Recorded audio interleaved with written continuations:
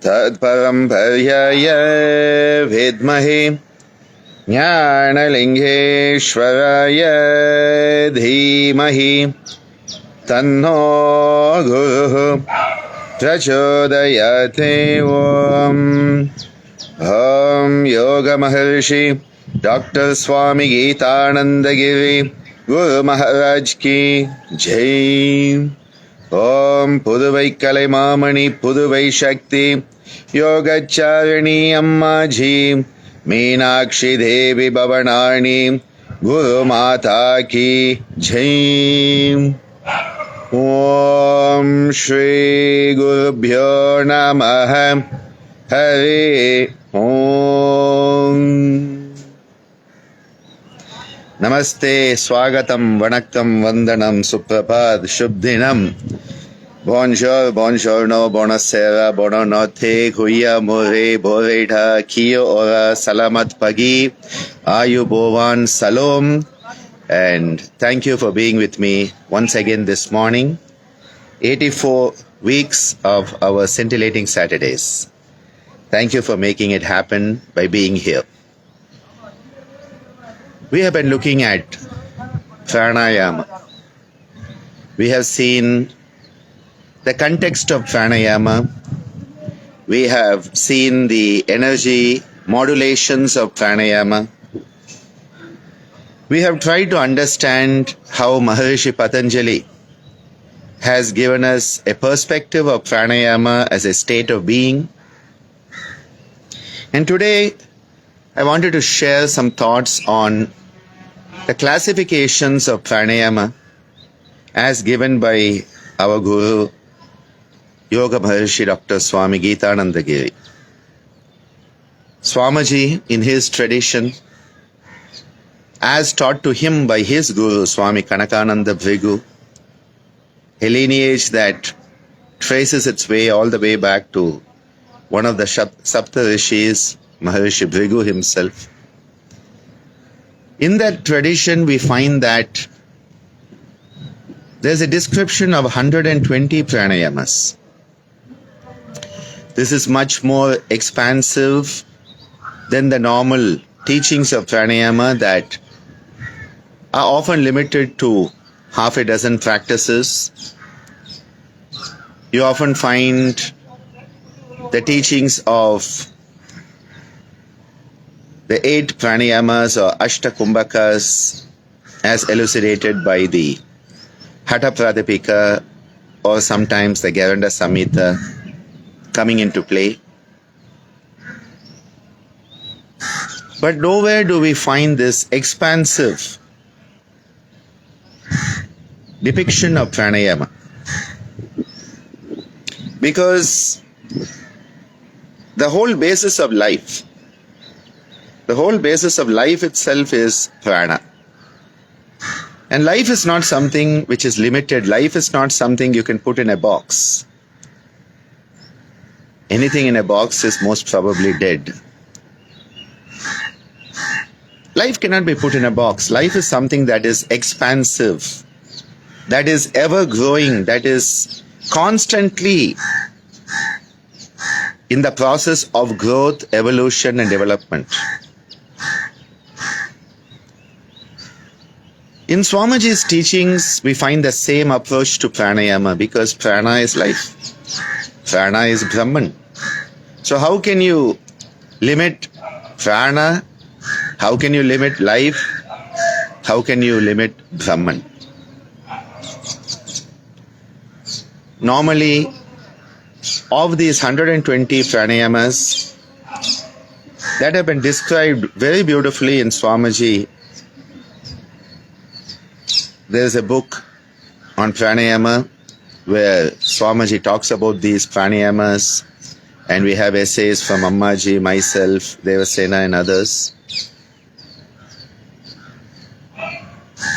When we look at these teachings, we realize that it's much more than just breathing. Because as we have seen, there are the 4 phases of breathing. The inhalation, the suspension, the exhalation and the retention, the four phases that can be used. So you can breathe in, hold the breath, breathe out and hold out the breath. Four processes we can do. And with these four processes, what a beautiful expanded perspective of the 120 pranayamas. Normally, if you talk about the classification of pranayama, you find a few terms come into common parlance. So either they will say the fast and slow pranayamas. So fast and slow pranayamas is one way people normally classify them. You may find people classify them as the heating and the cooling pranayamas. You may find them classified as the right nostril, left nostril pranayamas. And over the past few decades, both at JIPMER, under the guidance of my yoga research guru, Madan Mohan sir, and then later on at ICYER with our beautiful team, led by Madan Mohan sir, with Meena, Daya, Bala, the whole team who have been here. What we have found is that these classifications are useful, and extensive work has been done on the fast and slow pranayamas, where we have seen that the slow pranayamas, as would be expected, are calming. They are more moving us towards the parasympathetic dominance, or rather autonomic balance. They induce a sense of relaxation, wellness, well-being, healing. Whereas the fast pranayamas, what we find are more activatory. So you can even define the pranayamas as activatory and relaxatory. So activation, relaxation. And the activation is normally found with the fast pranayamas. So when a pranayama is done rapidly, there is a tendency for the sympathetic nervous system to come into play. When the pranayamas are done slowly, the parasympathetic nervous system comes into play. This is a normal sort of just rule of thumb that you can find. We have looked at cognitive function. Cognitive function, especially if you want better attention span, you want better concentration to help with short-term, long-term memories. Well, again, the fast pranayamas are very important because they enable your nervous system to be on a high alert. And if your nervous system is on a high alert, you'll pay attention, your focus will be better, so your memory will also be better, your learning procedures will be much better. But the consolidation of these effects we often find with the slow pranayamas. And extensive work on the slow pranayamas like the Savitri, the Pranava, the Anulom, Vilom, Nadi Shuddhi, these type of practices where you try to slow the breath down to at least 6 times per minute, 6 breaths per minute, which is the magic formula we have seen. Similarly, we have looked at right nostril, left nostril. So the right nostril being the Surya Nadi, we have seen more of activatory effects. Left nostril more the relaxatory effects. So just like we had fast and slow pranayamas, the right and the left nostril pranayamas start to fall into something similar. So you can have the activatory, more the right nostril and the rapid breathing techniques. Then you have the left nostril, slower breathing techniques which come into the relaxatory. This is one very general practical classification that is often used. But when Swamiji approaches this, he gives us a threefold classification.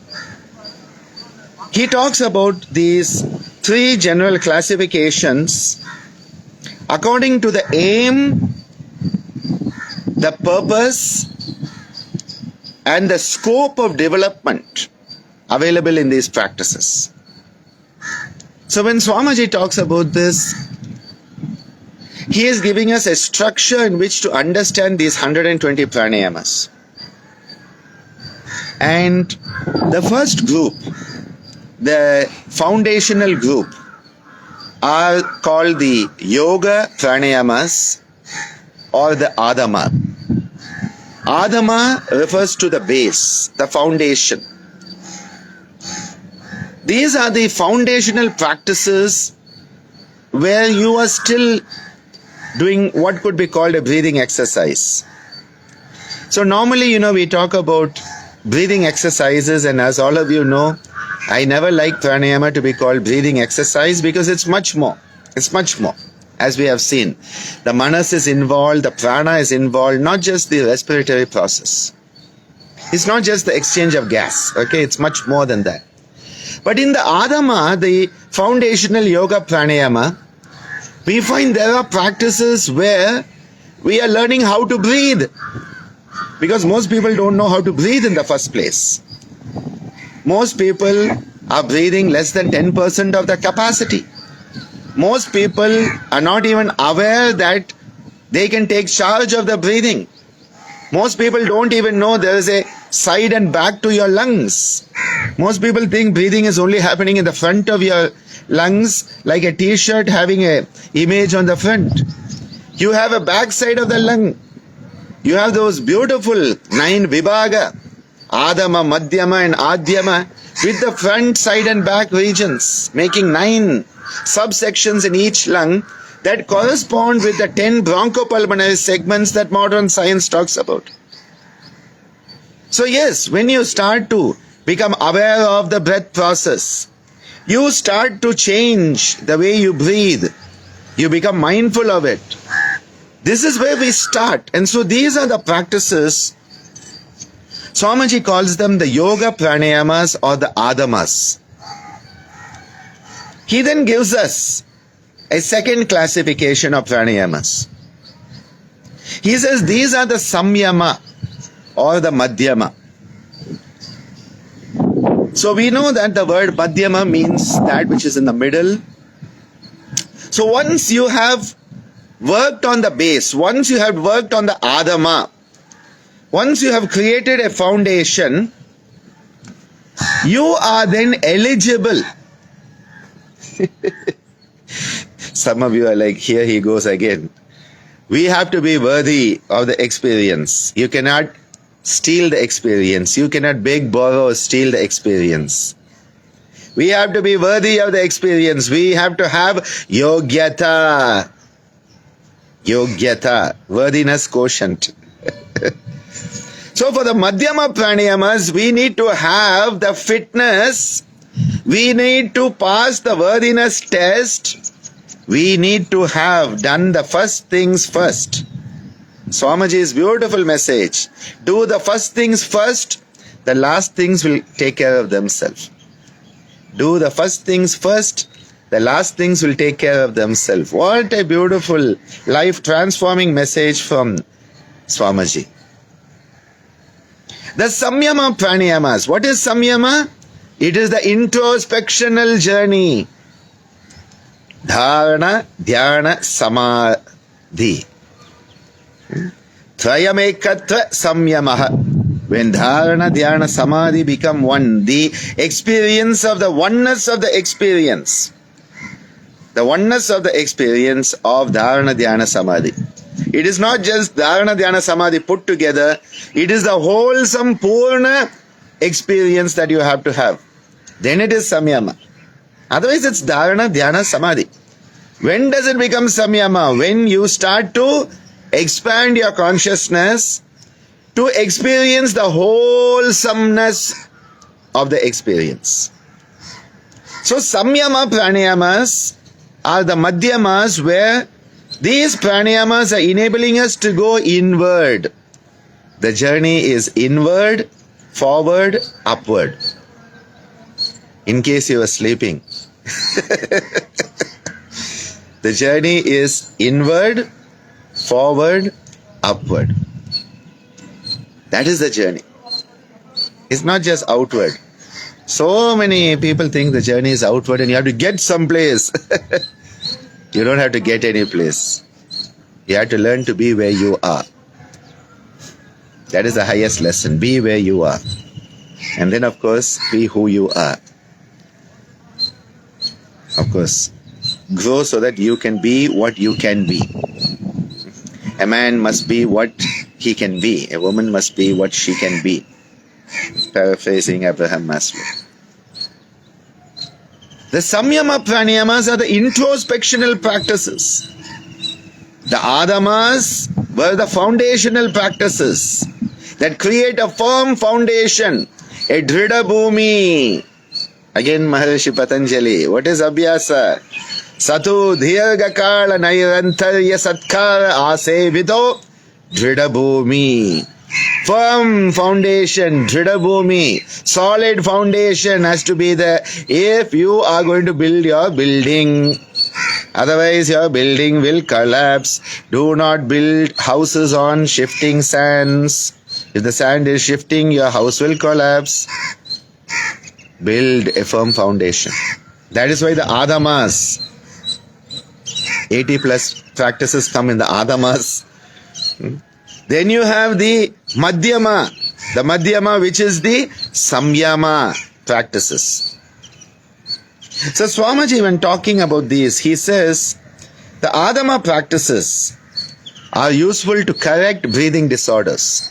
So when we are working therapeutically, we often are using these Adamas to help set right a malfunction, a dysfunction.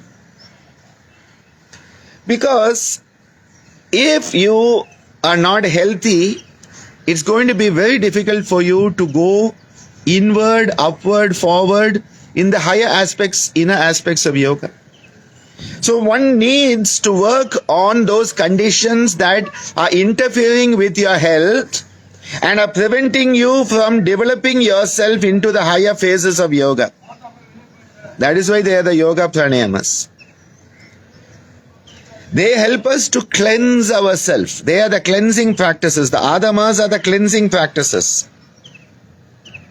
They purify the respiratory process so that it can be used as it is meant to be used. Right useness. The right useness of every aspect of our human incarnation. It helps us to purify the blood that is circulating so that we are not poisoning ourselves. You know the detox? Yes. The Yoga Pranayamas, the Adamas are the detox part. Because if you don't detox, what are you going to add on to it? If you're poisoning yourself and you add on more poison, I don't think you're going to be healthy, okay? You may not even be alive anymore. This is a question people ask me. They say, Dr. Ananda, how can we do pranayama in polluted cities? It's very tough. Get out of the city. Change that which you can change. Get out of the city. There's enough land out there for all of us. Everybody wants to be in the same main road of the big cities. Everybody wants to be in that main road of the big city. Same place, same time. No wonder we have problem and land prices skyrocket. Get out into the countryside. Even you get out 2-3 kilometers out of a city, the air is going to be much better than in the city. I remember when it was actually my second trip to Milan. I was teaching at the Milan Yoga Festival. Sabrina and others had organized. And I remember I was trying to teach people the Pranava Pranayama. And normally, we breathe in and then you can go on for like,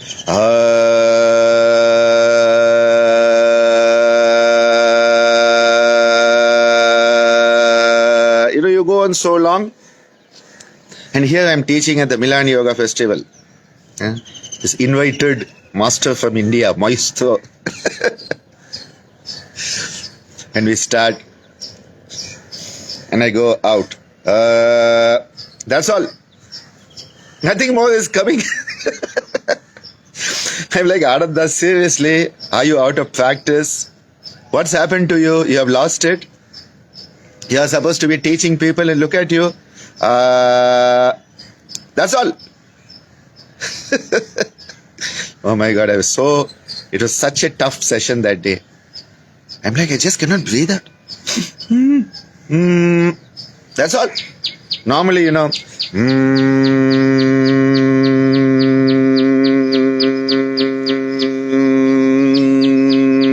it goes on and on. And there's like, that's all. Nothing more is coming, nothing more is happening. I'm like, what's happened? Anyway, I got through that session and managed somehow. That evening, one of my dear students, Hariharan, from Switzerland, Locarno, he had come, so he drove me over to Locarno, which is the Italian part of Switzerland. And a beautiful big lake is there. And we went there, and the next day morning I was teaching in his studio. And I'm like, seriously, Ananda, what are you doing? Huh? You have lost it. And the next day morning in Switzerland, in Locarno, we get up and we go to the class, and I breathe in and I breathe out, and it's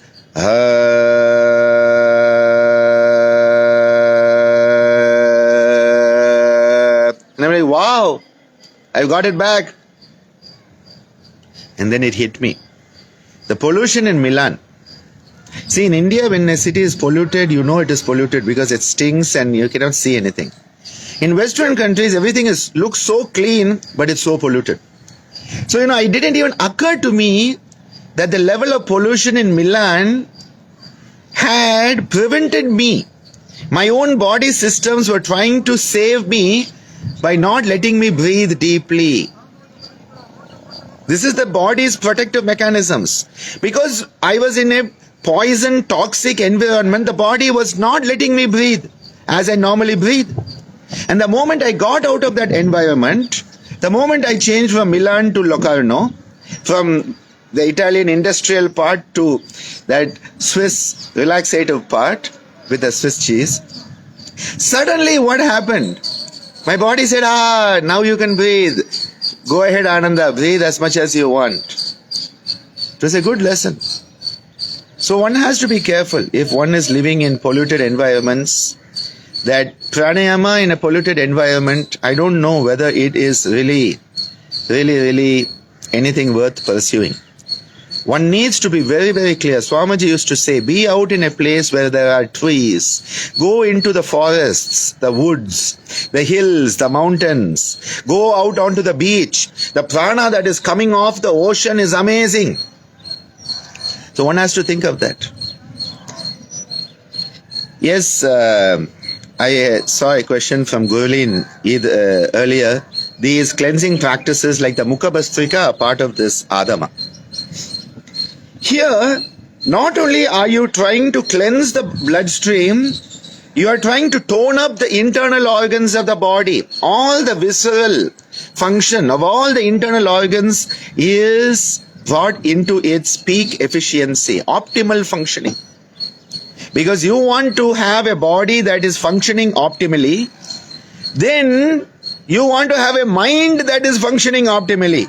So they strengthen the body, they strengthen the nervous system, they strengthen the internal organic function, and then strengthen the mind.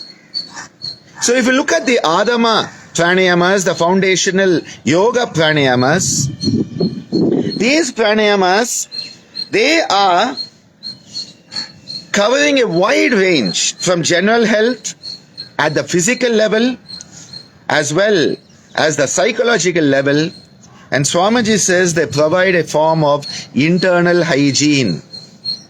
So you go and have your bath, you brush your teeth, hopefully you go to the toilet and cleanse out what's there inside you. But more than that, an internal hygiene that comes through these practices. So the whole goal of this Adama Yoga Pranayama set of practices is to bring our physical and physiological and psychological function to an optimal level where we will now be ready for the introspectional practices, the Samyama Pranayamas, or the Madhyamas. So these are the introspectional practices. They help us attain sensory control. So first you have to refine the senses. Maybe first you have to define the senses. Define the senses, refine the senses, and then start to control the senses.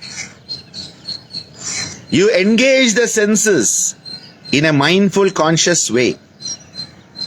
And then you start to withdraw the mind from it. The sensory withdrawal. So, working with the senses, having a relationship with your sensory apparatus, understanding how the senses and the mind are working together. Remember Samyama?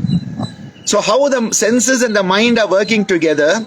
And in order for this to manifest, you have to go into a state of sensory control and then sensory withdrawal. The pratyahara as a key to moving into the samyama is brought into these practices. So this is where what Maharishi Patanjali told us comes true. He says, Dharana sucha yogyata manasaha. Your mental apparatus becomes fit for the introspectional practices that start with dharana. So this is where the Madhyama Pranayamas, the Samyama Pranayamas are coming in. He says, this then enables you to move into concentration and meditation. Now just look at how, I'm sorry for the word, but how stupid we have become. Maybe I'll rephrase it, how foolish we have become. I'll delete stupid, foolish. You know, we think meditation is easy. So everybody wants to do meditation. I have people phone me and, Dr.Ananda, do you teach meditation? I'm like, no. Well, we heard you teach yoga. Yes, I teach yoga, and meditation is a component of yoga. Dharana is an integral component of the wholesomeness of yoga itself. Yeah, but then teach me meditation. I'm like, see, first of all, can you even sit still? Let alone start to focus on your breath. Let alone start to understand what your mind is. And if your body, your breath and your mind are not working at the optimal level of functioning, there's no way you can do meditation. First of all, you cannot do meditation. Okay, it has to happen. Meditation is a state of being that happens as the result of the previous doings. So you can do concentration. You can do concentration. Meditation has to happen on its own. But everybody wants to meditate. Oh, I heard meditation is easy. What a joke on humanity. Meditation is easy, a joke on humanity. So we are preparing ourselves with these practices. The Samyama Pranayamas, the Madhyamas, are enabling us to work on that sensory control, sensory withdrawal, come into that state of dharana, that state of one-pointed concentration, where desha bandha has occurred to the chittasya. The consciousness has got bound to one place. One place at one time, it is bound. And then Tatra Pratyaya Ekathanata Dhyanam has occurred. That has to then move into that state of oneness. There is that seamless flow. Ekathanata. Then the other things can happen. Do what you need to do. And that which needs to happen will happen. Samyama represents the whole scope of Antaranga Yoga, Raja Yoga. And this is why the use of Pranayama is so essential when we go through these middle stages and the inner aspects of the higher stages of yogic development.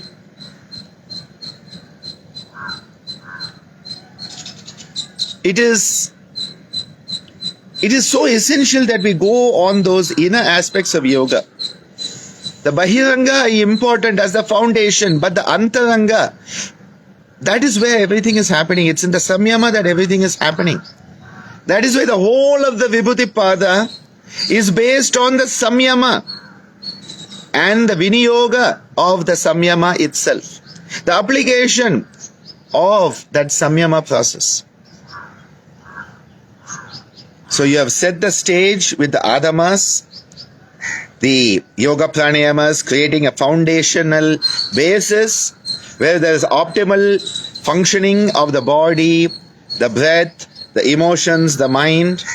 You then move into the internal aspects, the middle aspects, where you start to work on the sensory control, sensory withdrawal, going into the stages of pratyahara, moving into dharana and dhyana. And then comes the third aspect of the pranayama sadhana, the third classification, the Shakti Pranayamas. The Shakti Pranayamas are the pranayamas that enable us to understand and deal with the most important energy. That energy called Kundalini. Ma Kundalini. Swamiji had great respect for this power, the Kundalini. You know, again, a lot of people in our foolishness are running around trying to arouse the Kundalini because they think it's another LSD experience. It's another high. It's another thing to put on your biodata. Yes, I also had a Kundalini experience. It's not something to put on your biodata. It's not something to add to your list of experiences and highs. It is not something to walk around saying, oh, my Kundalini is on fire. Your tail's on fire, not Kundalini. And you're going to get badly burnt, okay? Remember Sher Khan in the Jungle Book with his tail on fire?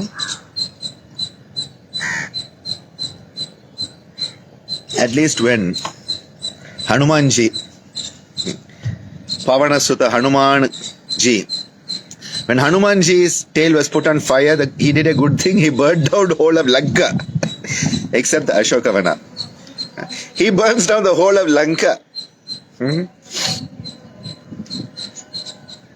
Be careful whose tail you put on fire. Ravana did not know that. He didn't know who Hanumanji was. Having the Ashta Siddhis and Navanidhis. The epitome of the Siddhis. The epitome of Bhakti Yoga. Hanumanji. Wow. Pavana Sutta Hanumanak. Aroga. The Kundalini is a potential force. It's a dormant force. A dormant force that is within us. We are born with it. Swamiji often said there are these energies in the universe. He said all energies in the universe are bipolar. All energies in the universe are bipolar. Yeah, that is why we are all essentially bipolar. Yes, we are. Highs and lows are part of life, okay? Ups and downs are part of the course. Your EEGs, your ECGs should be going up and down, otherwise it means you are dead. He said all these energies are bipolar. He said the only energy that is unipolar is the Kundalini.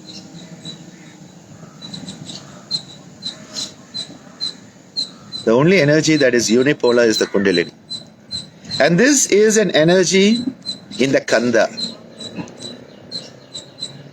In South India, we have Lord Muruga, who is called Kanda Swami. He is the master of the Kanda. He holds a spear which represents this potential energy, said to be depicted as a dormant serpent. The Mulada. Kundali Adanit Kodi Ajabai. That is awakened. How it is awakened? By the breath.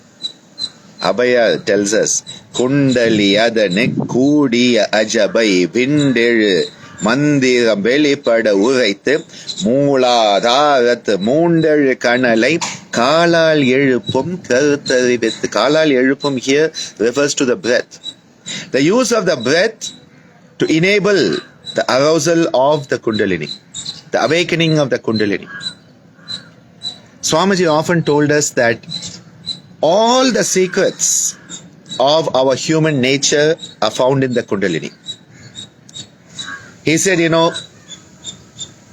lizards can regrow their tail. So many organs can be regrown by so many organisms. Why are we humans not able to do that? He said, because we are not able to access the blueprint that lies within us. That blueprint of the whole human being is the Kundalini. And this is why it is not another trip. It is not, I'm going to have another high and I'm going to raise the Kundalini and I'm going to fly in the air and all of you will then be sorry that you didn't know I'm such a grand master. It's not one of those ego trips. It's not another ego trip. See, the higher you go in spirituality, the more humility you have. The higher you go, the more reality is understood by you and the more grounded you become. People who are ungrounded and running around, they are basically hallucinating. Delusional psychosis is prevalent in the spiritual community worldwide. People run around, my Kundalini got aroused, did yours? For God's sake. Seriously. That energy, that potential energy, we need to access it. We need to work with it, have a relationship with it. And that is what the third classification of Pranayamas is all about. The Shakti Pranayamas, the Uttanas. Uttanas means to rise. Utto, in Hindi we say Utto or Ut. Jaldi Utto means get up soon. 8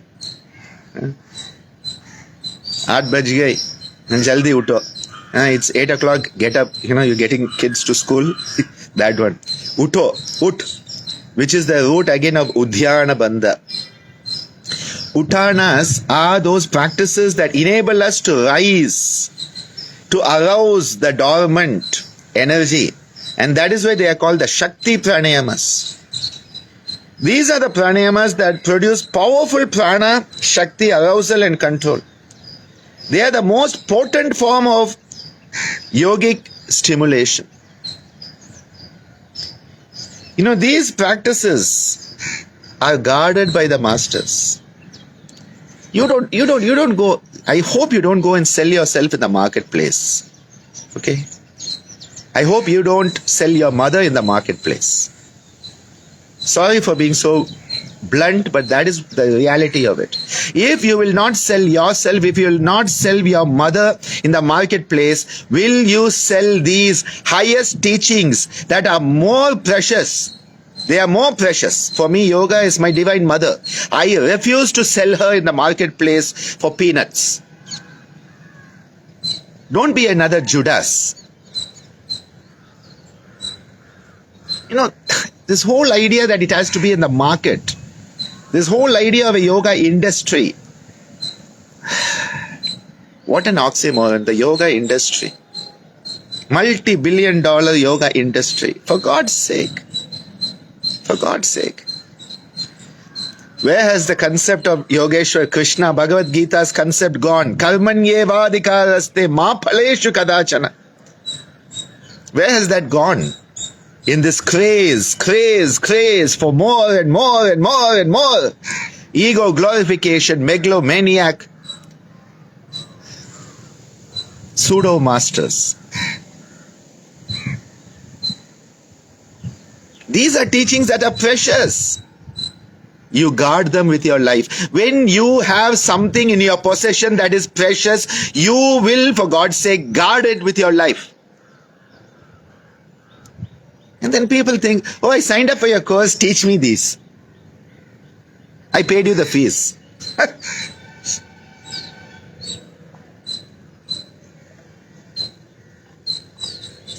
Swamiji would tell us, life owes us nothing. Life owes us nothing. We owe life everything. we have been given a life. We owe life everything. Similarly, we owe yoga everything. Yoga doesn't owe us anything. And this is why the masters from the timeless teachings of yoga, which is a living tradition, and don't let anybody tell you otherwise. Yoga is a living, thriving tradition. It's a thriving tradition. It's not dead. And all those yoga scholars who want it dead, go hang yourself by your boots. It's a thriving tradition. It's a living tradition that is nourished by the commitment of every true sadhaka of living traditions of yoga. And you will protect it with your life. Just as our brave hearts have protected our country against invaders with their life. They didn't sell out. Those who sold out, well, we call them out. These are the teachings that are protected. You don't throw them in the marketplace just so that you will have a few more Instagram likes. These are guarded because these are the practice that then work into the laya. The laya yoga, which is the path of involution, dissolution, resolution, involution, back to the source. Maharishi Patanjali tells us that in Kaivalya, in that state of Kaivalya, what happens?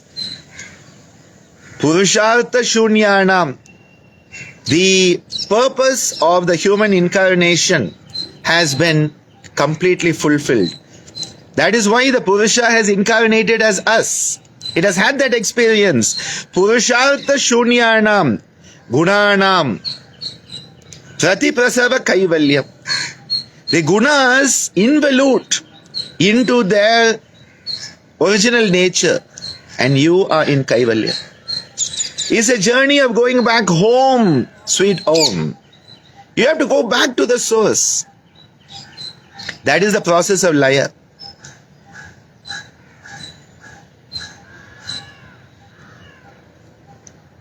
That journey back is the journey, and for that journey back, you remember whenever these aliens come to Earth? Well, I think Earth, we are the aliens on this planet, okay? That's why we destroy this planet. We are the aliens on this planet. Whenever these aliens have to go back to their planet, they need a rocket to go back. You need a rocket to go back home. You need a rocket of energy. You need that propellant to propel your rocket back to where you need to be.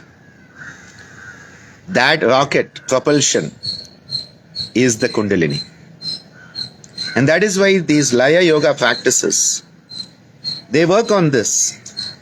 And the path of Dakshina Marga, the right hand evolutionary part of Tantra, deals with this. Swamiji's teachings, as given to him by his guru Swami Kanakananda Bhrigu, are based on the Dakshina Marga Tantra, the right hand Tantra that looks at the esoteric understanding of the energies and the practices. Where we understand the energies, we start to develop a relationship with the energies. We develop an energies relationship, energetic relationship. And then we start to harness the energies. And then those energies enable us to be propelled on our journey towards that higher state of Kaivalya. So to summarize today's morning, a bit of a rant towards the end. But when I think of Kundalini, when I think of the Shakti, when I think of these techniques, you have to love them with your heart, your body, mind, soul, everything has to be in them. Yoga is our divine mother.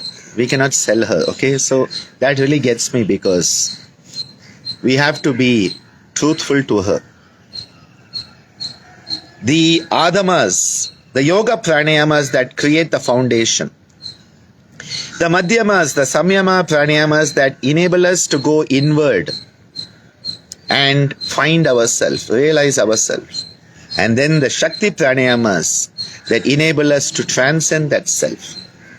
going from the lower into the higher, offering the lower into the higher. That journey, you need a firm foundation. The Yoga Pranayamas, the Adamas give us that. We then move inward. As we move inward, we start to understand ourselves much better. We close the doors of the sensory apparatus that are pulling us and pushing us and dragging us out. We come back in. As we come in, we start to analyze and understand ourselves. And then we are ready for that journey. The journey that is propelled by that Shakti that lies within us. Adamas, the Yoga Pranayamas, the Madhyamas, the Samyamas, and then the Uttanas to wake us up to where we need to go, the Shakti Pranayamas. What a beautiful threefold classification has been given by Swamiji. Practices that are life transforming and enable us to experience transcendence ultimately. Thank you for being with me this morning. 84 weeks of our Saturdays, and we'll continue going forward, hopefully at least towards 108, if not more. Wherever you are, be blessed and be a blessing. Love you all so much. Dhanyavadaha. Thank you. Nandri.